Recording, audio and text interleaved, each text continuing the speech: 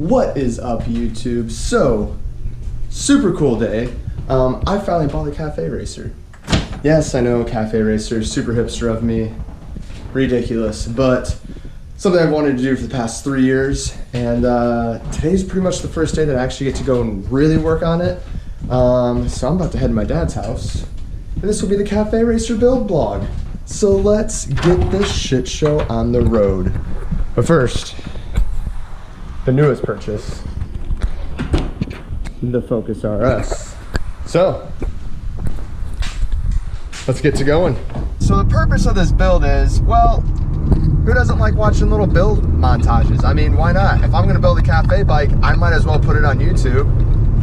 I'm not the most knowledgeable about motorcycles. I've ridden motorcycles my whole life, mainly motocross. This is my first road bike that I've actually bought. For some reason, I've always wanted to own a cafe racer.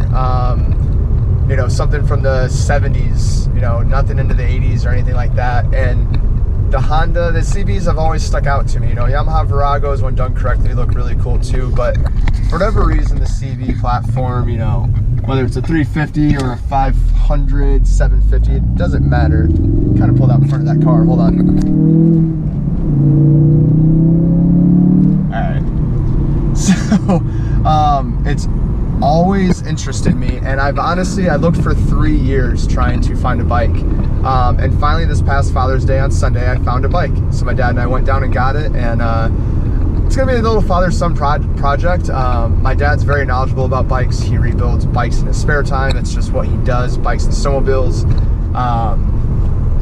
You know, he's not like a certified mechanic or anything, but he's been doing it his whole life. So I'm really looking forward to this, to spend time with my dad, and hopefully something that we build will actually turn out really badass. So I'm on my way there right now. This will kind of be my first real day of working on it. I already have everything stripped off it, the gas tank, the seat, and everything, but today is actually where I'm going to address some issues and figure out what I actually need instead of just stripping the bike down. So you guys are kind of coming in, you know, I guess a day late, but I forgot my GoPro.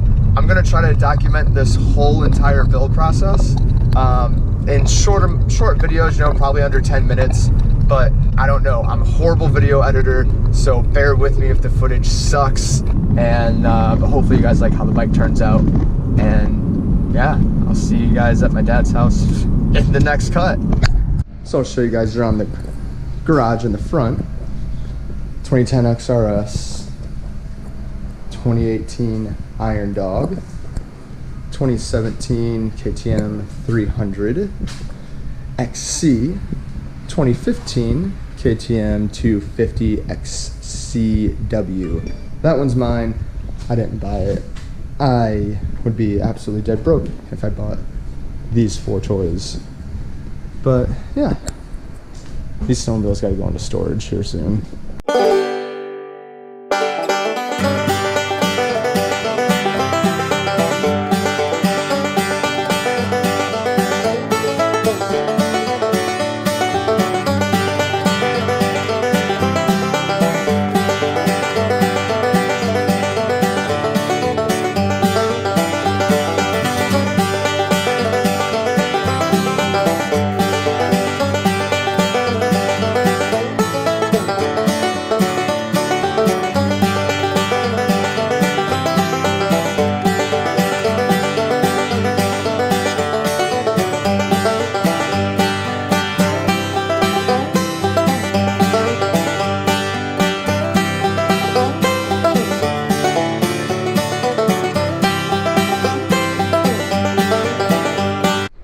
So, update. Had to get the front forks off. Oh my god. Because they were just absolutely shot. No bearings in them, no nothing. So I picked this bike up from high school in Indiana, and they had been working on it. The cool thing is, everything's already loose. Like, all the triple trees, triple clamps, everything's loose on these. Ooh, camera looks a little dirty. The bolts on the headers here were all finger tight. Everything's coming off amazing. The seat was a little messed up. I'm pretty sure you're supposed to have a key to get the seat off, and there was no key mechanism. The mechanism was there, but there was no way to put a key in, so figured how to get that off. Just got the battery tray off, the pipe guard, or the chain guard, plastic chain guard. Obviously, fender's gone. Exhaust is actually in pretty decent shape. But yeah, just got the foot pegs off, the rear foot pegs. Probably take off these front foot pegs because we're gonna get some rear sets back here, probably from Cognito Moto. They seem to make really cool stuff. Yeah, other than that, today's gonna be pretty easy, pretty simple. Just really getting it tore down. The motor actually only has 23,000 miles on this, so I hope we don't have to rebuild it.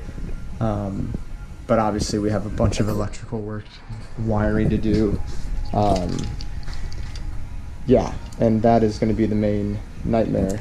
These coils, these wires look a little messed up down here. I know you probably can't see it, so hopefully you don't have to get new coils, but I'm not sure. I'm gonna leave that one up to my dad. It is pretty much stripped down as far as we can go right now. Ordered the manual, so hopefully it'll be in another day or two from Amazon. And then we got to go through the wiring and figure this out. Don't know if I want to use the M unit. We just really don't know, because the main thing right now is obviously just to get it running. But like I said, there's only 23,000 miles on the motor.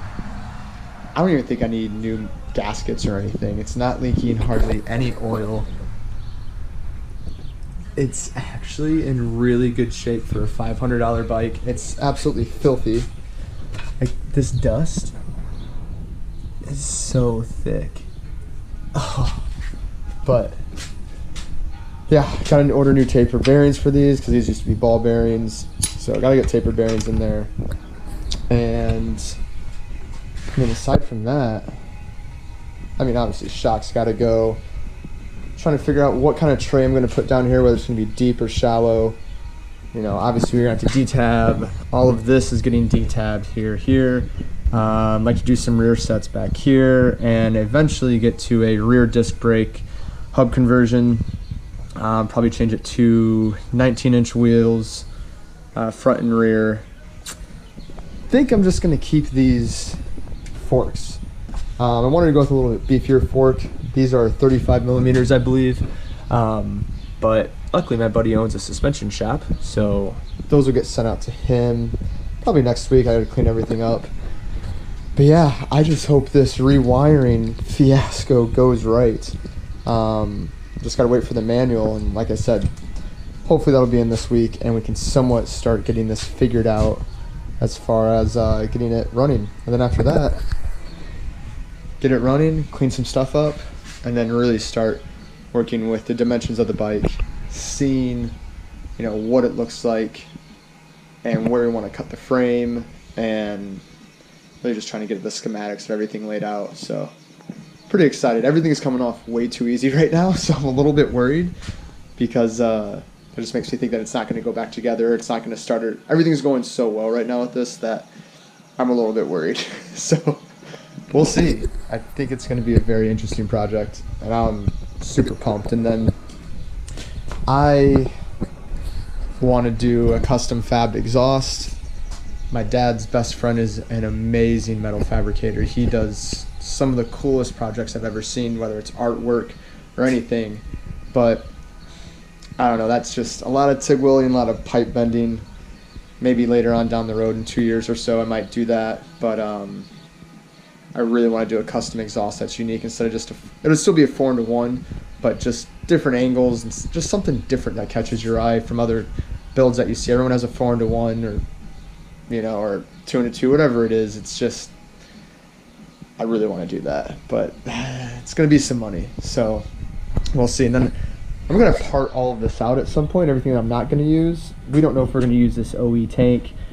We're definitely taking this off and getting a modern flush mount gas cap, something that looks aesthetically a lot better.